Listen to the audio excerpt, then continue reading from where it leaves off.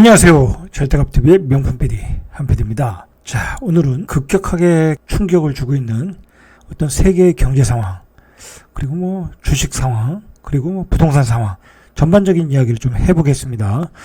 주식을 하던 부동산을 하시던 관심 있는 분들은 세계 경제 상황이, 금융 환경이 어떻게 돌아가고 있나 조금 명확하게 아셔야 돼요. 자, 그런 관점에서 오늘 방송을 하겠습니다.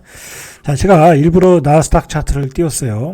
자, 나스닥이 폭락한다는 거는 미국 경제가 폭락한다는 거고, 미국 경제가 폭락한다는 건 세계 경제가 폭락한다는 거. 나스닥 그 연봉을 첫 페이지로 봤냐면, 자, 이 연봉을 잘 보세요.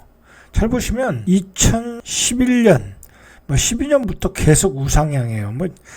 2008년도에 그 금융위기 때 한번 크게 조정을 받고, 그 뒤로는 계속 우상향이에요. 이놈의 나라는 어떻게 맨날 우상향이냐, 이렇게 우리가 한번 의심을 할 수 있잖아요. 자, 일봉을 한번 보시죠. 자, 일봉을 보면 최근에 이렇게 폭락을 했어요. 고점에서 16,000에서 한 12,500 정도니까 한 3,500. 많이 빠졌죠. 자, 월봉으로 봐도 많이 빠졌어요. 자, 다시 연봉으로 할게요. 자, 근데 지금 세계 경제가 굉장히 위기라고 그래요. 인플레이션, 고금리, 그 다음에 심지어 핵 전쟁의 위기까지 얘기가 나오고 있어요. 사실 요즘 제일 찝찝한 게 그거거든요. 주식이 여기서 한번 급락을 하면 마지막 그 악재는 핵 전쟁이에요. 지금 러시아가 하는 짓을 보면 저 사람들 핵 전쟁을 할 가능성도 분명히 있어요. 그리고 장관인가요? 그 사람도 계속 그 위협을 하고 자, 어쨌든 그 얘기는 뒤에서 하고. 자, 이렇게 우리가 이렇게 미국이 계속 우상향을 할 수 있다는 거는 분명히 미국이 지금 거품이 사실 많이 꼈잖아요. 달러를 많이 풀어가지고, 그거로 빅테크 기업들을 올렸고, 그것의 휴유증으로 좀 떨어지고 있잖아요. 그 빅테크 기업에 좋은 실적이 나와도 그 실적이 기대만큼 안 나왔다 해서 떨어지는 거예요. 자, 그런데 지난 한 20년 동안에 이만한 위기가 없었을까요? 있었겠죠. 이거보다 더한 위기도 있었는데, 미국은 왜 이렇게 올라왔냐? 이거 왜 이렇게 계속 우상향해서 올라왔냐? 저는 두 가지라고 봐요. 첫째는 뭐냐면, 얘들은 위기만 되면은 그냥 달러를 풀어 제끼는 거야. 자기네가 마구 찍어댈 수 있으니까. 이번에도 그렇게 해서 올린 거 아니겠습니까? 2020년부터 2022년도에 이런 대상승을 맞는 것은 달러를 그냥 무제한으로 풀어버린 거 아니에요. 그렇게 해서 올렸단 말이에요. 자, 그리고 두 번째로는 미국의 이러한 그 장기적 성장에는 분명히 혁신 기업이라는 게 있었지 않습니까? 테슬라, 애플, 마이크로소프트, 그런 혁신 기업들이 올린 거란 말이에요. 그 두 가지가 믹스해서 올렸다라는 거예요. 그러면 마찬가지예요. 미국도 뒤에서 후반에서 얘기하겠지만, 미국은 또 이게 주식이 폭락을 하면 달러를 다시 풀어서 또 올릴 것이다 라는 거예요. 그게 계속 반복이에요. 결국은 반복이에요. 미국의 혁신기업은 계속 혁신기업이 나오는 그런 환경이니까 그런 건 문제가 없고, 계속해서 달러를 풀어서 패권국의 유지를 하면서 그렇게 갈 것이다 라는 거예요. 그러나 지금은 그런 후유증이 세계적으로 나타나고 있다라는 거예요. 너무나 달러를 풀었더니 지금 세계가 위기를 맞고 있는 게 결국은 인플레이션 아니겠습니까? 우크라이나 전쟁이 그걸 촉발을 시킨 면도 있지만, 그 인플레이션의 단초를 제공한 것은 결국은 무제한 양적 완화였다라는 거예요. 암울한 세계 경제를 조금 체크해 봐야 돼요. 이걸 체크하지 않고 여러분이 자산 운영을 한다는 것은 사상 누각이에요. 결론적으로 제가 이야기하고 싶은 것은 뭐냐면, 너무나 불확실하다. 지금 코비드도 엔데믹이 되지 않았고, 그리고 코비드보다 더 강한 것이 나올 수도 있다고 분명히 예고를 하고 있고, 자, 우리는 이제 앞으로 코비드 같은 어떤 그 전염병과 싸우는 앞으로 시대를 살아야 되는 운명이 된 것 같아요. 이제는 어쩔 수 없어요. 자, 이제 그런 운명으로 가는 거고. 자, 그런 운명 속에서 미국의 어떤 달러가 계속해서 풀어지다 보니까 그게 부작용이 인플레이션으로 나타났고, 자, 결국은 그 부작용을 해소하기 위해서 미국의 긴축 완화를 하다 보니까 고금리가 나오니까 이런 폭락장이 온 거 아니겠습니까? 자, 그런 와중에 러시아가 핵전쟁에 대해서 얘기를 하고 시작했어요.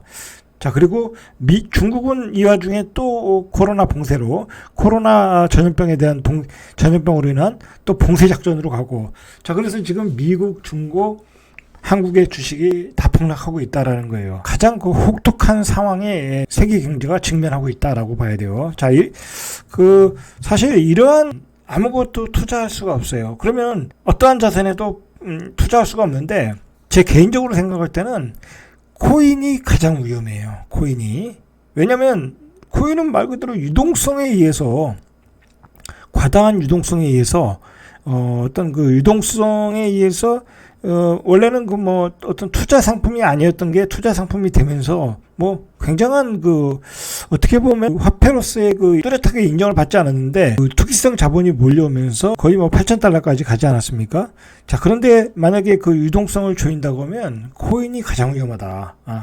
뭐 우리가 코인은 뭐 미래에도 쓰고 뭐 어쩌고 저쩌고 하면서 분명히 화폐로서 기능을 할 것이라고 하지만 그건 먼 미래 얘기고, 당장의 어떤 큰 변동성의 위기에 서 있다.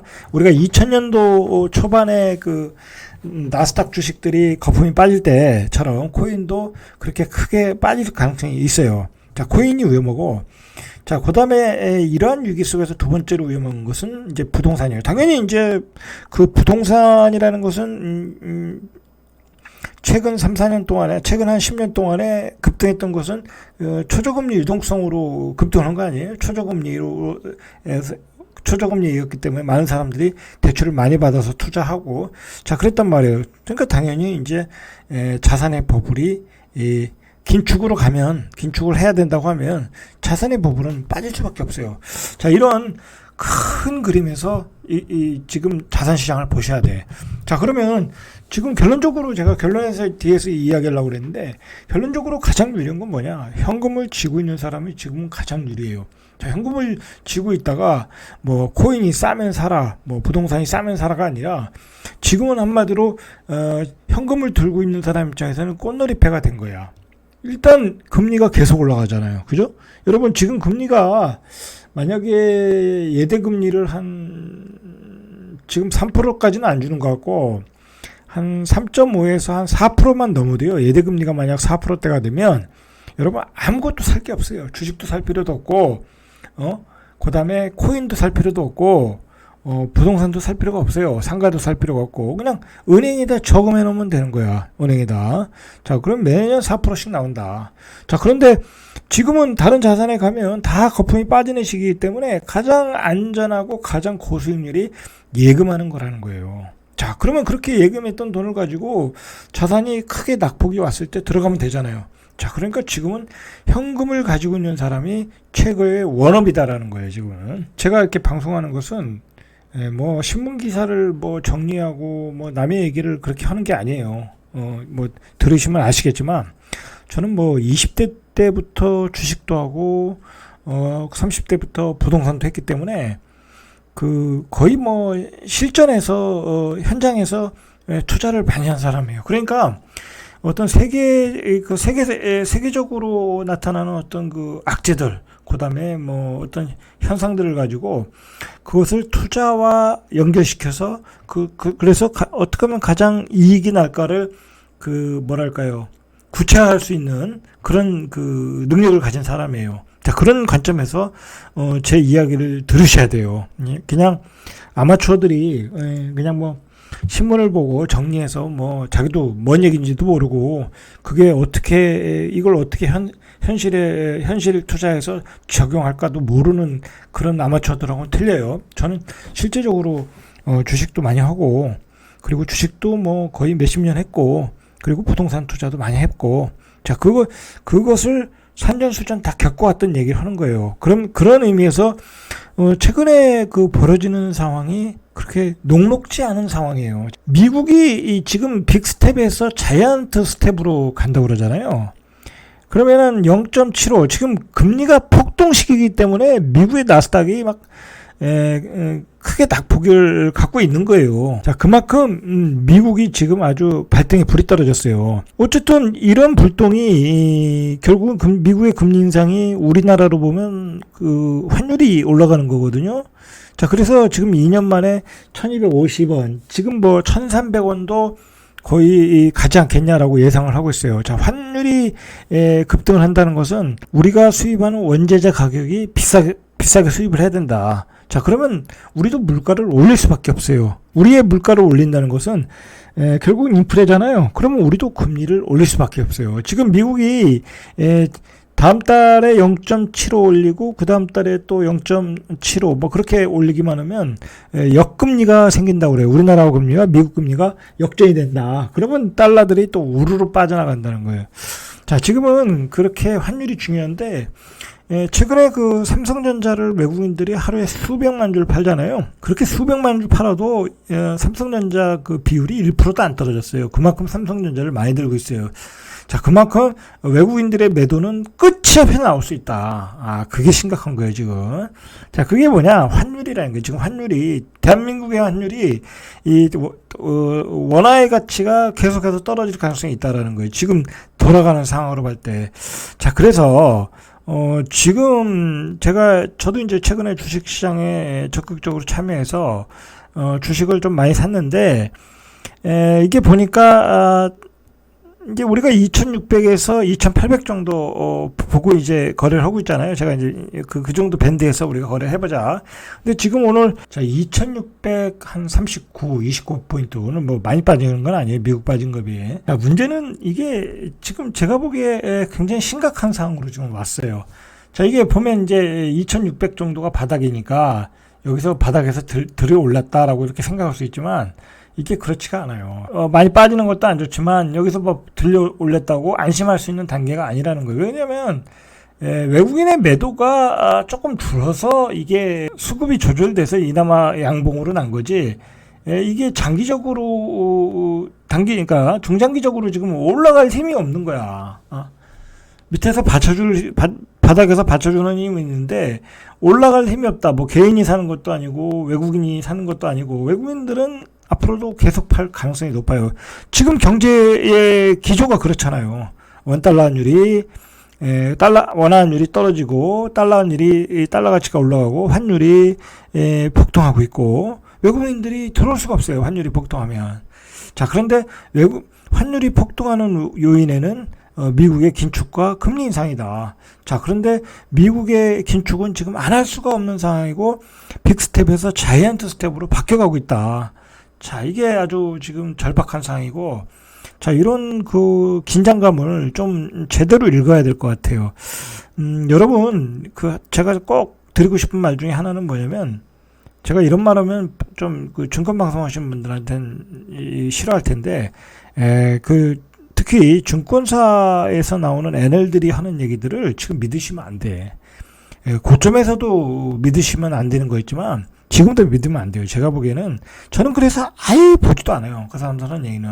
그 사람들은 가재는 개편이라고 계속 장이 좋다, 바닥이다, 뭐 그런 소리밖에 나올 수밖에 없어요. 믿지 마. 제 그 유튜브 방송을 한번 보세요. 언제부터 중권 방송도 해드렸거든요. 저는 작년에 한 3,100, 한 200 정도 갔을 때 이제 그때부터 주식 팔라고 그랬어요. 하지 말아라. 팔고 하지 말아라. 고점 쳤다. 그 뒤로 계속 하지 말라고 그랬어요. 제가 주식을 조금 이제 얘기한 것은 올해 들어서 얘기를 한 거예요. 올해 들어서. 올해 들어서 많이 떨어져서 거기서 단기적인 거래를 가능하지 않을까 해서 말씀을 드린 거지. 여러분한테 또 사라고 얘기해주지도 않았어요. 아직 바닥이 아니다. 아직 바닥이 아니다. 자, 그런데 지금은 어쨌든 2600에서 2800 사이에서 한번 거래를 해봐야 되지 않을까 해서 이제 계속 제가 이 구간에서 얘기하지 않았습니까? 그래서 저는 수익이 뭐 많이는 안 났지만 그래도 돈은 잃지 않고 수익이 그런 대로 났는데 자, 문제는 제가 이렇게 거래를 해보다 보니까 이게 올라갈 힘이 자꾸 약해진다. 뭔가 문제가 있다라는 거예요. 지금 세계 경제가 돌아가는 게 뭔가 문제가 있다라는 거예요. 느낌이. 제가 이제 아까도 말했지만 저는 실전에서 투자하고 그 실전에서 많은 정보들을 봤잖아요. 여러분들도 같이 봤지만 그걸 어떻게 봤느냐가 틀린 거야. 그 실전에서 그 직접 투자도 해보면서 느끼는 게 있어요. 이게 녹록지가 않다. 지금 상황이. 이제 그렇게 판단하셔야 될 것 같아. 그래서 제가 서두에서 얘기했지만 초급 중급반들은 제가 보기엔 지금 주식 투자하면 안 돼. 그냥 나는 장기적으로 조금씩 모아 나가겠다. 그런 분들 외에 그런 분들은 괜찮아요. 우량주들 한 달에 얼마씩 모아 나간다. 그렇지만 내가 본격적으로 주식을 투자해봐야겠다. 그러기에는 뭔가 지금 너무 불확실한 게 많아. 주식이라는 게 주식과 뭐 자산 투자라는 게 코인 투자 뭐 그런 게 다 불확실할 때 해야 되는 거 아니에요? 맞아요. 그건 맞지만 지금은 그런 확실한 바닥을 보여주지 못하고 있다는 거예요. 자, 이게 상해 주식이 최근에 이제 폭락. 상해 같은 데는 조금씩 들어가도 돼요. 뭐 이렇게 폭락을 했으니까 3,700에서 거의 900포인트가 빠졌잖아요. 세계 넘버 2예요. 중국이. 자, 세계 중국 넘버 2가 이렇게 빠지면 이거 안 들어가면 안 되죠. 이거 주식 지금 중국 주식 반에 반토막도 났어요, 지금. 자, 저도 들어갔어요. 저도 들어갔어요. 자, 이런 주식은 이렇게 당연히 사야 될 타임에 사야 될 타임. 설령 여기서 조금 더 떨어져도 계속 사도 이건 분명히 수익이 날 수 있는 구간이에요. 자, 그러나 지금 한국 주식은 그렇지가 않잖아요. 한국 주식은 지금 애매모호하게 제가 나쁘게 보는 게 뭐냐면 뭐 갑자기 장을 나쁘게 본다고 그러는데 자꾸 주식 얘기가 되는데 주식 얘기하려고 한 건 아닌데, 자, 제가 나쁘게 보는 건 뭐냐면 장이 실금실금 이렇게 실금실금 빠지다가 푹 빠지고 실금실금 올라가다 푹 빠지고 실금실금 반등 조금 주고 또 실금실금 빠지고 이 모양이 안 좋다라는 거야. 빠질 때 시원하게 빠져야 되는데 이렇게 쭉쭉 빠져야 이렇게 반등이 나오는데 이렇게 빠졌는데도 반등이 안 나오잖아요. 그죠?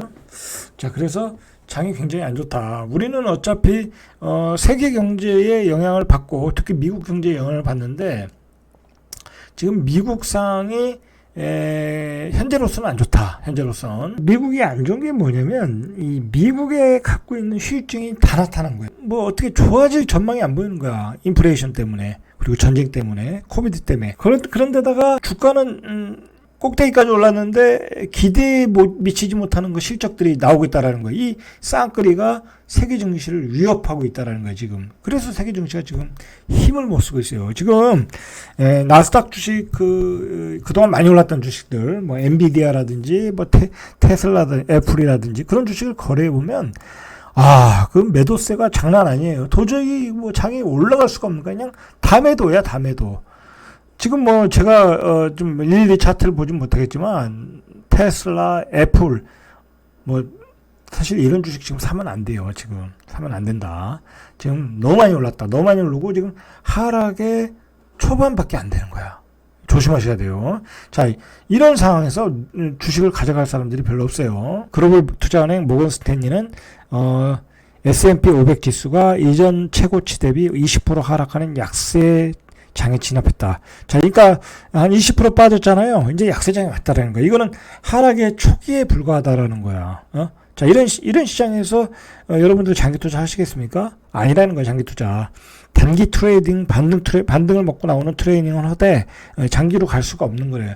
그러니까 앞으로는 경기 불황이 온다라는 얘기잖아요, 이 얘기는. 자, 우리 경우에도 지금 심각한 게 원화 가치가 떨어지면 이제 우리가 다 수입하는 물가가 올라가니까 물가가 고공행진을 할 거란 말이에요. 지금 세계 최대 팜유 수출국인 인도네시아의 팜유 수출 금지 결정으로 이제 원유 대란이 시작됐고, 뭐 전 세계 곡물 시장의 15%를 차지하는 우크라이나, 옥수수, 뭐 밀 이런 게 다 올라가니까 지금 국제 곡물 가격도 급등을 하고 지금 대한민국도 비상에 걸렸어요. 인플레이션에 비상에 걸렸다. 여러분 장사하시는 분들 아시잖아요. 지금 밀값이 얼마나 올랐는지, 팜유가 얼마나 올랐는지. 자, 여러분 치킨값이 여기서 뭐 30% 오른다, 밥값이 또 30% 오른다. 자, 그러면 여러분 소비가 되겠습니까? 소비 안 한다. 그냥 집에서 먹지. 집에서 떡볶이 해 먹지. 자, 그러면 어떻게 되겠어요? 경기 불황이 오는 거예요. 경기 불황. 자, 이게 지금 미국도 우리가 심각한 게 뭐냐면 이 빅테크 기업이 그동안 실적이 좋다고 해서 올라갔는데 그 실적이 좋게 나와도 그게 어닝 쇼크로 온다는 거야. 그만큼 미국의 주식인 거품이 이겼다라는 거예요. 자, 알파벳이 이 전년 동기보다 23% 증가한 $680를 기록했대요. 월가 기대치가 $681래. 그러니까 기대치에 거의 다 부응한 거예요. 23%나 증가했으니까. 자, 그런데도 떨어지고 있더라, 이런 거예요. 떨어지고 있더라. 자, 그러니까 미국의 현재의 종합지수 나스닥 지수는 거품에 있더라. 자, 그래서 이러한 그 모든 경제 상황에 대해서 세계은행이 경고를 했어요. 자, 월드뱅크는 우크라이나 전쟁에 따른 에너지 식량 가격 급등으로 1970년대 이래 최대 물가 충격과 스태그플레이션이 초래될 수 있다고 했어요. 1970년대에 한번 이런 상황이 왔었거든요. 자, 이런 상황이 또 오고 있다. 자, 우크라이나 전쟁은 향후 3년간 식량과 에너지 가격을 상승시킬 것이다 라고 경고를 하고, 원자재, 원유, 식량 가격 상승이 2년 뒤인 오는 2024년까지 지속될 것이라고 전망하고 있어요. 지금 세계은행이 따라하는 얘기예요. 스태그플레이션이 어떻게 되겠어요? 자산의 버블은 붕괴가 되는 거예요. 일본이 그랬잖아요. 자, 요즘 이 가스 가격이 급등을 해가지고 자영업자 하시는 분들이 그 가스 가격 받고 놀랬어요. 80%가 폭등한 거예요. 80%가. 자, 밀 가격은 40%. 우리 먹는 거잖아요. 다 먹는 거 관련 있잖아요. 콩 20%, 식용유 29%, 닭고기 41%. 자, 이거 이제 스태그플레이션에 진입했다라는 거예요. 이미 자, 스태그플레이션으로 가고 이렇게 고물가가 되면 결국은 장기 불황이에요. 고금리, 고인플레이션, 코비드, 고금리, 고인플레이션. 이게 단기간에 해결이 안 되니까 장기 불황으로 가고, 장기 불황의 형태는 스태그플레이션으로 나타난다. 제가 앞에서 얘기했듯이 지금 가장 위험한 자산은 코인이다. 자, 코인 요즘 보세요. 메가리가 하나도 없어요. 힘을 못 써, 힘을. 뭐 많이 떨어져도 반등도 안 돼. 아예 떨어지고 실실실 떨어지니까 관심도 없어. 그래가지고 신문에 나오지도 않아요. 떨어지는 것도. 그 정도로 코인 시장 가장 위험한 시장이다. 이런 커다란 어떤 쓰나미. 이건 쓰나미야. 자, 이게 결국은 부동산 시장에도 닥칠 것이라는 거야. 이거는 제가 여러분들한테 괜히 겁을 주기 위해서 그런 게 아니에요. 냉정하게 얘기해서 자영업자들, 사업하시는 분들이 이제 장사가 다 안 된다는 거야. 그럼 누가 집을 사겠어요? 지금 집을 살려면 다 빚을 내야 되는 거잖아요. 고금리, 그것도 고금리야. 안 된다는 거예요. 안 된다. 안 받는다. 집이 거래가 안 된다는 거예요, 지금. 그게 문제라는 거야. 자, 오히려 내가 장사가 안 되고 사업이 실패하다 보면 집을 팔아야 되겠죠. 경매도 많이 나오겠죠. 자산 가격은 떨어질 수밖에 없다. 자, 이런 상황이 앞으로 2, 3년 계속하면. 근데 지금 월드뱅크가 그걸 경고하고 나섰잖아요. 자, 그거 지금 단기간에 좀 해결이 안 돼요. 코비드가 문제가 없다고 하면 뭐 해결이 될 수 있다든지, 아니면 우크라이나 전쟁이 빨리 끝나면 해결이 된다든지, 쉽지 않은 일이라는 거예요, 지금. 우리는 어떤 경제 불황의 어떤 늪으로 빠져가고 있다. 그렇게 보셔야 돼요. 자, 그걸 가지고 우리가 부동산 시장을 보자는 거야. 자, 금리는 지금 계속 올라가요. 미국은 자이언트 스텝이라니까. 자, 그러면 2.5% 받다가 7, 8% 주담보 받고 집을 사시겠어요? 안 산다. 경기도 안 좋은데. 지금 세세히 이야기하겠지만 지금 경기도 외곽의 2기 신도시들, 경기도 신도시들, 그 1기 신도시를 제한, 1기 신도시는 요즘 대선 바람이 불면서 그거에 의해서 좀 들썩였지만, 그거 외에는 지금 다 빠지고 있다. 그리고 광역도시도 급들도 거의 다 빠지고 폭락까지 가고 있다라는 거예요. 자, 그게 정상인 거예요. 그게 정상.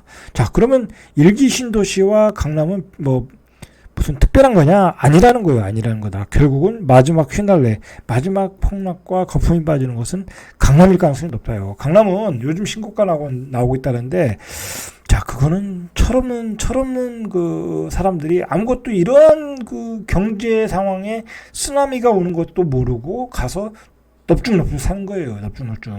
자, 경기 불황이 오면 강남은 크게 빠질 수 있어요. 강남도 조심하셔야 돼. 지금 들어갈 때가 아니다. 자, 그리고 일기 신도시도 마찬가지다. 지금 정치인들이 하루는 무슨 대선 공약으로 내놓은 걸 중장기로 돌리겠다고 했다가 또 신문에 뒤통수 때렸다고 분당 주민들이 또 난리를 치니까 또 용적률 300% 줘서 추진하겠다고 그러고, 그거 다 워딩이다. 별 볼 일 없는 얘기라는 거예요. 정치인들이 하는 말들에 부안해동하시면 안 돼. 그 사람들 선거 때만 하는 얘기예요. 선거 때만. 선거 끝나면 실질적으로 마스터 플랜 짜겠다. 중장기 대책으로 가겠다. 이것저것 생각해 보겠다. 그렇게 나오는 거야. 우리가 한두 번 속아 봤냐고. 응? 특히 그 안철수가 분당에 나온다니까 또 그 바로 나오고 그런 꽁수를 부리고 있잖아요. 그런 건 아니라는 거요. 아니다. 자, 그런 거에 속지 마시고 이런 세계 경제의 흐름을 읽어라. 지금은 고인플레이션에 의해서 경기 불황으로 가고 스태그플레이션이 우리 집 바로 문 앞까지 왔다라는 거야. 자, 스태그플레이션이 집 안으로 들어오는 순간 자산의 버블은 꺼진다. 자, 이런 시장에서 최고 좋은 곳은 바로 현금을 들고 있는 거라는 거야. 현금을 들고 기다려라. 자, 그러면 조금 있으면 미분양도 그냥 쏟아져 나온다. 아, 스태그플레이션으로 가고 집값이 떨어지는데 분양이 되겠냐 이거야. 강남에 안 된다. 내년 내후년 보시라니까요. 강남에도 미분양이 난다니까. 그때 사시라는 거야. 왜 지금 들어가서 신고가에 바보같이 찍고 있냐고. 참 답답해요. 자, 어쨌든 지금 아직 폭락은 시작도 안 했어요. 뭐 세종, 대구, 동탄, 송도, 청라, 요즘 이거 대전, 청주 제가 3억 폭락 시리즈 해가지고 다 하고 있잖아요.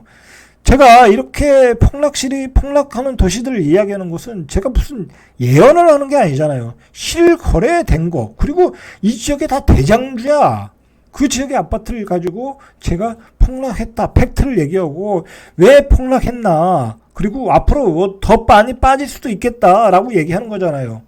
거래 없이 올라갔는데 최고점 대비 3억 빠진 게 뭔 의미가 있냐고. 최고점이 하나 거래됐는데 4억짜리가 12억이 됐는데 12억이 하나 됐는데 거기 빠져서 9억이 됐어. 그게 뭔 의미가 있냐고. 아무 의미가 없다.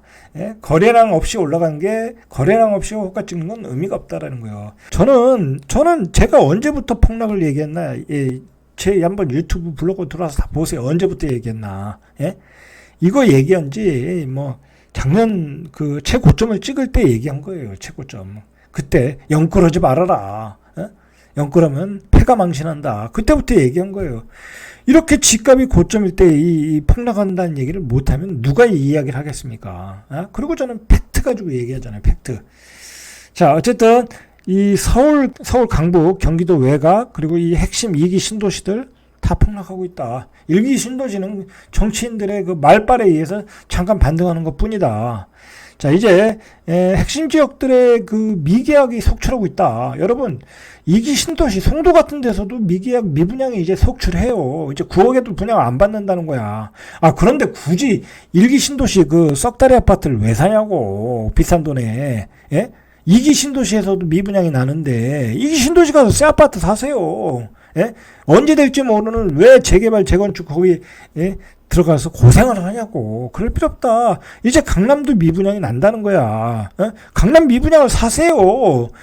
분당에 20년 30년 뒤에 재건축될 거 바라보지 말고. 자, 그렇게 전략을 짜시라는 거야. 이렇게 친절하게 제가 알려드리잖아요.